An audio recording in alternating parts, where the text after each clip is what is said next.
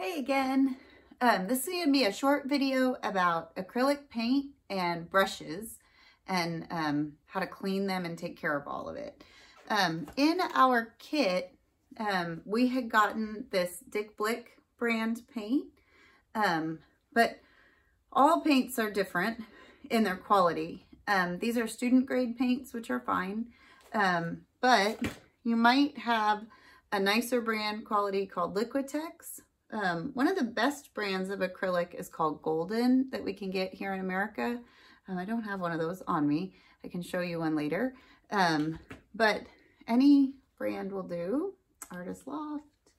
I'm going to be using this just because this is the one that I have. My Dick Blick is run out. We're going to be using Mars Black is what's in the kit, and Titanium White. Titanium White is opaque and makes your colors, when we start to add color to them, kind of fluffy and pastel-y. But there's other whites that are, I don't have one here. I'll have to find mine, but I think ours comes in a bottle like this, and it's called Transparent Mixing White or Zinc, and it's transparent. So all your colors are either opaque and transparent, and then they do different things. So if it's transparent, it's going to look jewel toned and bright, and I'm going to use the word high chroma, meaning bright. And then the opaque ones are going to be duller. This is not always the case, but a kind of loose rule of thumb is that if the paint sounds like it came from the earth, like cadmium or cobalt, it will be opaque. And if it sounds fake, like fake sugar, saccharin, it will sound like diazonine, alizarin. They just sound like they're man-made. Those are typically transparent, but you can just Google them. Okay, so what we're going to try to do, like I said in another video, I'll do all of the actual demoing silent so that you can scrub through them, and I'll have the camera trained down on the desk so you can see it. But we're going to start with our palette paper. You can choose to tear it out or leave it in. I'm going to leave it in just so that I can hold it up. But what we're going to do to practice is put the black paint on one side of the palette and the white on the other, so that you can mix a value scale in between. I'm just going to do this really quickly, talking, mostly so I can show you how to wash your brushes and how to work with them. So I'm going to put a little white out on the surface. Get it open here. I like to think about the paints when I'm using them kind of like cooking, so you can think about ratios for how much you're mixing. And so what I would start with for your black and white are 2 little dollops of paint that are about the size of Hershey's Kisses. Okay, so then I think you should start these tests with one of your larger flat brushes. Brushes come in all different shapes and sizes, and I will upload a JPEG of the different names of them, but you should think about them conceptually. If the brush is flat, it's not going to make a very gradient kind of smooth transition. If you have a brush that is angled,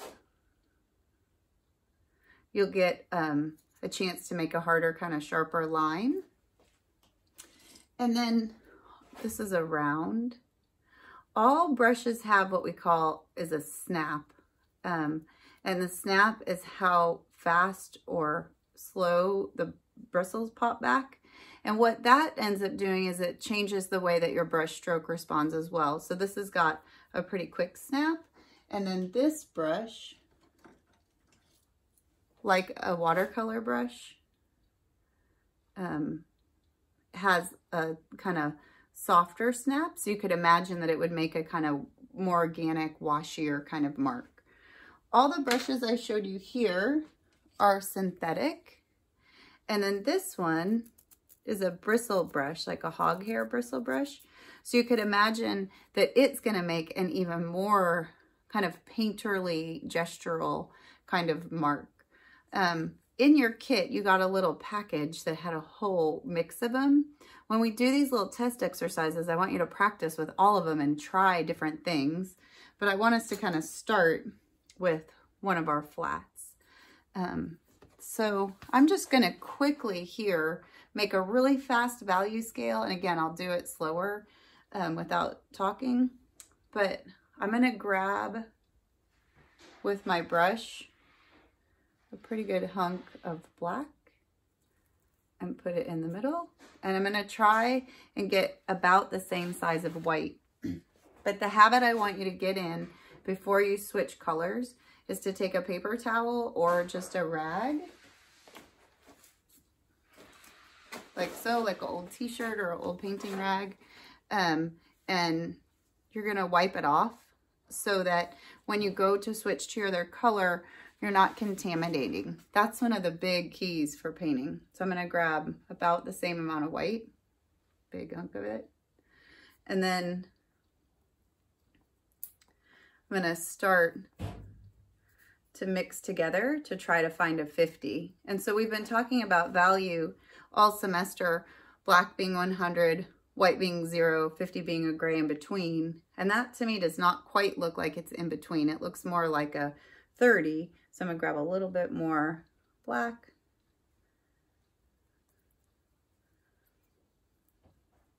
And mix it up. So that's one way that you can mix the paint is with the brush. But another way that you can do it, excuse me, is with our little palette knife. So I'm going to grab some white. I'm going to wipe it off on my towel. I'm going to grab a little black. And I'm going to squish them together. So it's kind of like you're decorating a cake. And you're going to scoop it, squish it, scoop, squish. Sometimes when I see people work with a palette knife, I see them kind of try to stir it with the tip of the brush or the knife, and it's not mixing that pigment together. So you need to scoop it, squish it. And when we get into color, this will really make a difference. When we get into color, it's moving in small increments to make the colors that you want. I'm going to grab more black, wipe my knife off. And part of these little tests are just to see how far the paint will go.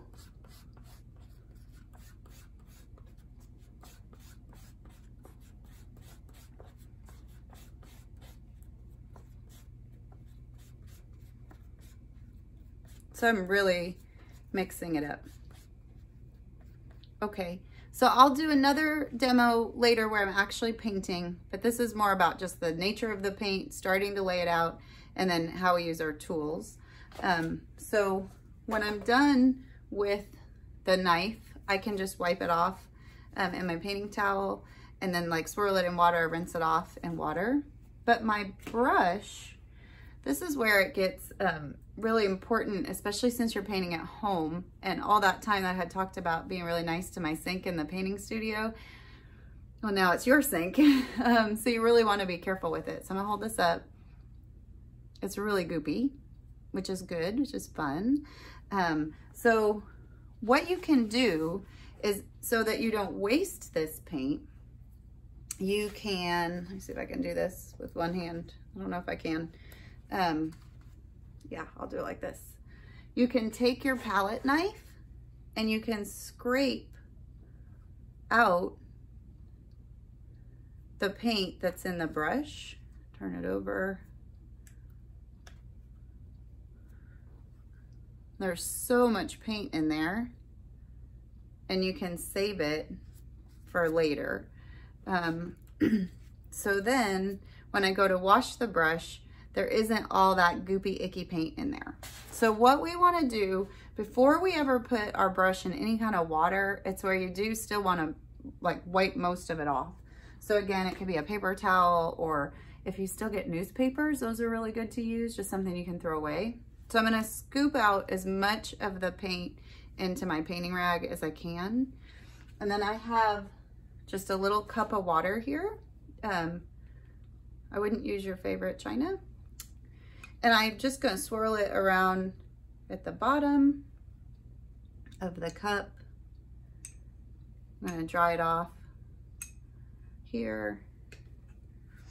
And then I'm gonna wipe it off again so that when I go to the sink, I'm almost washing a clean brush. However, it's not clean.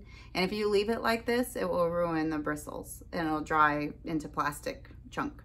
So I'm not gonna take you to the sink, but what I would do is I would put a little bit of dish soap or shampoo or hand soap in my hand, just like a dime.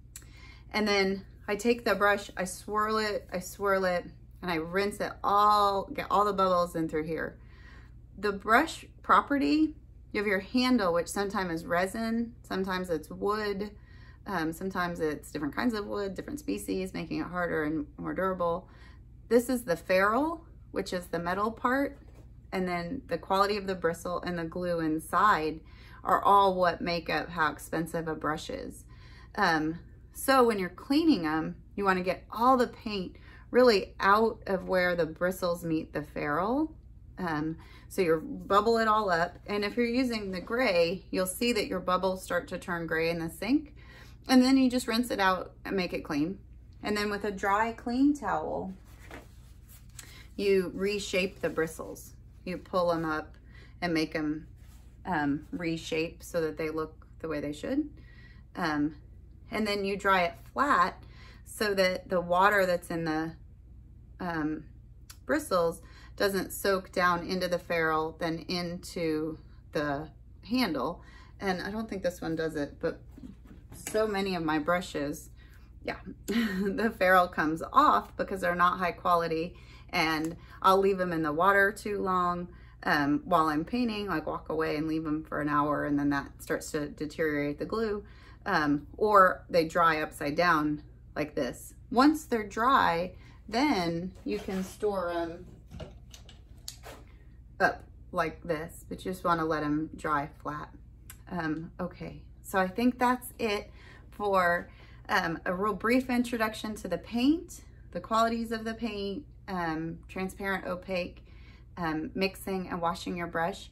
And I'm going to do a silent video here in a little bit of making the value scale, and then another one where I actually start painting those little test surfaces.